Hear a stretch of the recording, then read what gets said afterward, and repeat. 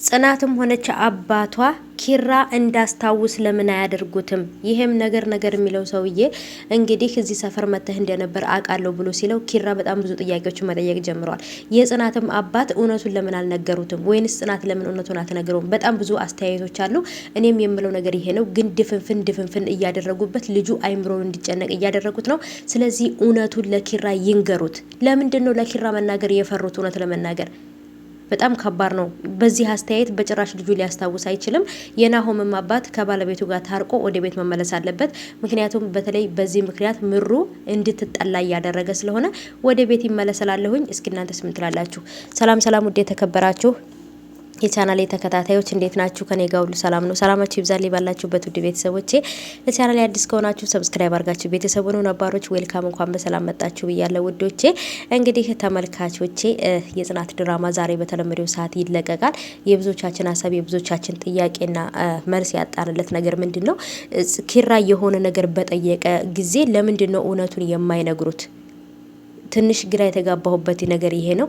ናሆምስ ደግሞ ለምንድነው መጥቶ ምሩ ያለችበትን ነገር ተረድቶ ቤተሰቦቹን ወይንም ደግሞ እናቱንና ጽዮንን ለምንድነው ስነ ስርዓት የማያስይዛቸው?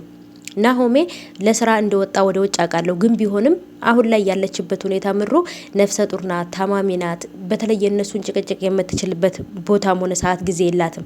ምክንያቱም እርግዝናውም ጋር እዚህ ጋር ደግሞ በሽታውም ልብ መሙም ላይ ከባድ ነውና ስለዚህ ናሆሜ እናቱንና ጽዮንን ትክክለኛውን መስመር ሊያስይዛቸው ይገባል። በጭራሽ ወደሱ ህይወት እንዳይገቡ በሚስቱም እንዳይገቡ በሁሉም ነገር ላይ መስመር ሊያበጅላቸው ይገባል ብዬ አስባለሁ። ምክንያቱም ጽዮንና የናሆምና ተባብረው ነው ይሄን ነገር እያደረጉ ያሉት።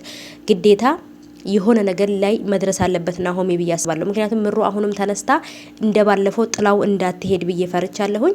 ኪራም እየጠየቀ ያለውን ነገር በስነ ስርዓት ለምን አይመልሱለትም? ናሆማም ሁሉም ሰው ቅዱስም ኪራ ይሁን ነገር በጠየቀ ሰዓት አይ እንደዚህ ነው እኮ እንደዚህ ለማለት ፈልጌ ነው እያሉ ነገሮቹን ድብስብስ ነው የሚያደርጉት እንጂ እውነቱን አይነግሩት። እውነቱን ይንገሩት። እውነቱን ካልተናገሩ እዚህ ሰፈርም መጥቼ በፊት መጀመሪያ እንደመጣ እዚህ ሰፈር መጥቼ ማቂ ይመስለኛል፣ አገሩን ማቂ ይመስለኛል ነበር ያለው። ከቅዱሴ ጋራ ከመኪና ወርዶ ወደ ነጽናት ቤት ሲሄድ የመጣ ይመስለው ነበር። አገሩን የሚያውቀው ይመስለዋል። ወይንም ከዚህ በፊት መጥቶበት የሚያውቀው እንደሚመስለው ተናግሯል። ግን አሁንም ኪራ እየፈለገ ያለው ወይንም ደግሞ ኪራ የሚያስፈልገው የሰዎች ትብብር ነው።